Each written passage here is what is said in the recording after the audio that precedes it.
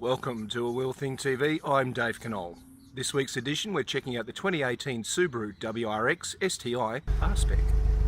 So this is the interior of the 2018 Subaru WRX STi R-Spec. Yes, it is a bit of a mouthful. And yes, you'd be forgiven for thinking that it looks just like last year's model, because effectively it is. The car itself, the body, is the previous or outgoing model, and the interior is exactly the same, which in real honesty is a bit of a shame. You do get these lovely Recaro seats, however, and yes, the driver's electrically powered. You do get that lovely burble from the quad-tipped twin exhaust.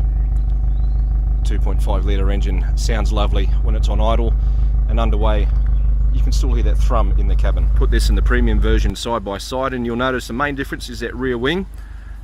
Out in the front we do have a little bit of an update in regards to where we would normally see the driving lights and the indicator.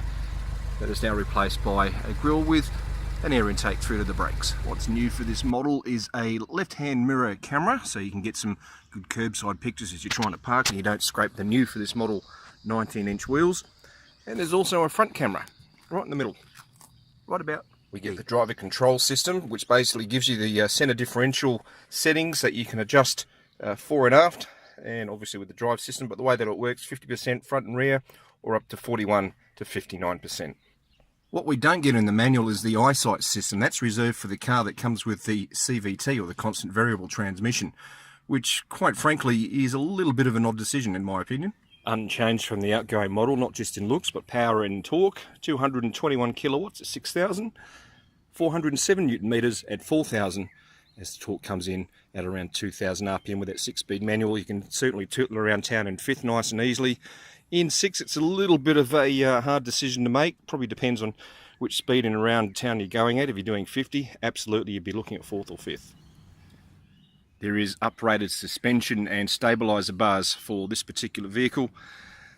Certainly helps in regards to the handling. It's nice and flat, taut, and just a little bit more comfortable than the previous model. What really wasn't terribly enjoyable about this one, oddly enough, was the brakes. They just didn't feel like in this car that they had the grip that we were expecting. For a car that comes in at around $57,000, it might seem a little bit overpriced, and potentially there's some really good arguments for that. But what you do get is an incredible performing car, especially out in the real world. What I mean by that, quite simply, is that it's very, very drivable in just about every condition that you need. It's got heaps of grip, heaps of grunt, heaps of go. Just needs a little bit more stop. Outside of that, it's typical Subaru in the way that it's bolted together. Looks great, sounds great, goes great, and feels very, very comfortable for drive. For A Wheel Thing TV, I'm Dave Knoll.